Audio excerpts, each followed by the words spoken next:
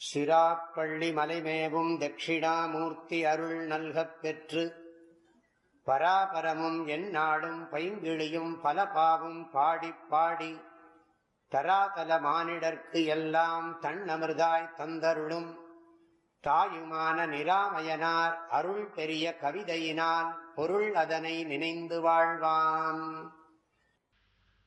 பயனற்ற சொற்களை பேசாம, அதனாலதான் வள்ளுவர் இனியவை கூறல்னு ஒரு அதிகாரம், பயனில சொல்லாமை பதடிங்கிறார். திட்டு திட்டும் திட்டுறார்.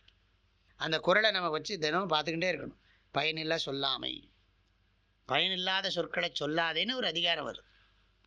பண்புடையவர்கள் பயனுள்ள சொற்களைத்தான் சொல்வார்கள்.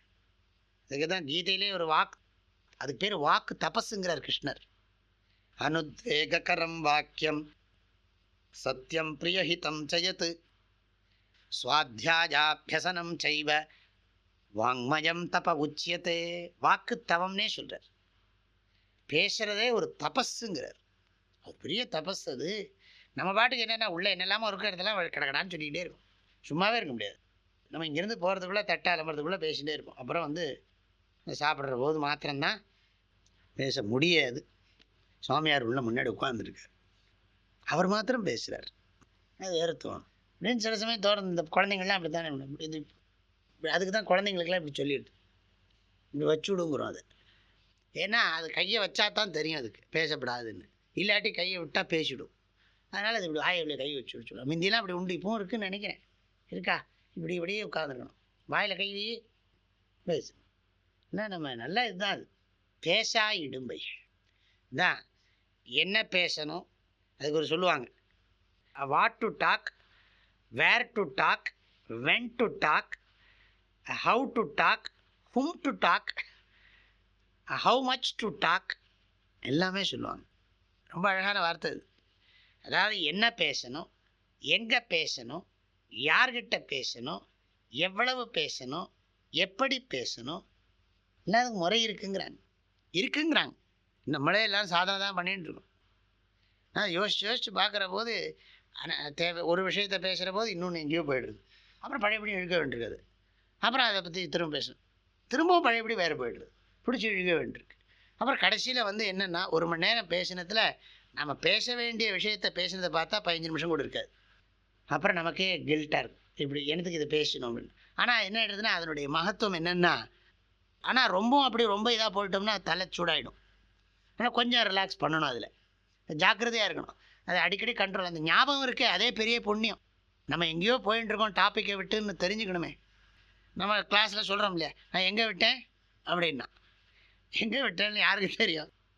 என்னவோ ஆரம்பிச்சிங்க, எங்கேயோ சரின்னு போகிறேங்க, எங்கே விட்டேன்னா நான் கேட்டால் தானே விட்டேன், விடுறது பிடிக்கிறத பார்க்குறதுக்குன்னு. இது மலையாளத்தில் நல்லா ஜோக் சொல்லுவோம்.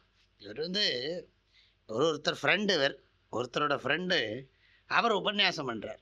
நான் இன்றைக்கி சாயங்காலம் கோயிலில் உபன்யாசம் பண்ணுறேன், நீ கண்டிப்பாக வந்துவிடும், ஏன்னா இவர் தான் ஒரு ஆள் வேணுமே, அதில் நீ வந்துவிடும் அப்படின்ட்டு. இவர் வந்துட்டார். இவருக்கு தெரியும் இவர் பேசினார்னா நம்மளால் கேட்க முடியாது, என்ன பண்ணுறது, கூப்பிடுறான், ஃப்ரெண்டாக இருக்கேன், மாட்டேன்னு சொன்னால் ஒரு மாதிரி தப்பாக நினச்சிப்பான். சரின்னு சொல்லிவிட்டு இவர் போயிட்டார் கோயிலுக்கு. போனோடனே இவர் போகும்போதே ஒரு யூஸ் இல்லாத ஒரு துண்டாக பார்த்து எடுத்துன்னு வந்துட்டார். பிரயோஜனம் இல்லாத ஒரு துண்டை எடுத்து, அங்கவஸ்திரத்தை எடுத்துன்னு வந்துட்டார். இவர் என்ன பண்ணார்னா, உபன்யாசம் ஆரம்பிச்சது, இப்படி உட்கார்ந்தார், என்னது எல்லாமே சொல்ல ஆரம்பிச்சுட்டார். இப்படி உட்காந்து பார்த்தார், இப்படி பார்த்தார், இப்படி இன்னும் உள்ளே போகலை. அவருக்கு அந்த இடத்துல உட்காரவும் முடியல. அவர் என்ன பண்ணார், கொஞ்ச நேரம் கழிச்சு, அது அந்த காலத்து உபன்யாசங்கள் அது 3 மணி நேரம் 4 மணி நேரம் ஆகும். இப்போ அரை மணி நேரமே தகராறில் இருக்குது. இவர் என்ன பண்ணார், அந்த அங்கவஸ்திரத்தை இப்படி கீழே போட்டு வெளியில் இப்படி போனார். வாசலில் ஒருத்தன் நின்றுட்டு இருந்தான். அங்கவஸ்திரத்தை போட்டு போயிருந்தான், முண்டு ஒன்றும் சாரம் இல்லைன்னுட்டான். முண்டு சாரம் இல்லை அப்படின்னுட்டான். அவன் இங்கே இவர் என்ன நினச்சிருக்காரு, ஏதோ தண்ணி குடிக்க போயிருக்கார், ஏதோ பாத்ரூம் போயிருக்கார் அப்படின்னு இவர் நினச்சிட்டு இருப்பார். அவர் அதுக்காக தான் போட்டு போயிருக்கார். ஏன்னா வருவாருங்கிற அர்த்தத்தில் இருக்கு. இங்கே போயிட்டான், சில சமயம் கேட்க முடியாது. இந்த பாடலுடைய கருத்துக்களை அடுத்த பகுதியில் பார்க்கலாம். ஹரிவோம். தந்தை தாயும் நீ, என் உயிர் துணையும் நீ, சஞ்சலமது தீர்க்க வந்த தேசிக வடிவு நீ, உனையலால் மற்றொரு துணை காணேன், அந்தம் ஆதியும் அளப்பரும் ஜோதியே, ஆதியே அடியார்த்தம் சிந்தை மேவிய தாயுமானவனெனும் சிரகிரி பெருமானே. ஓம்.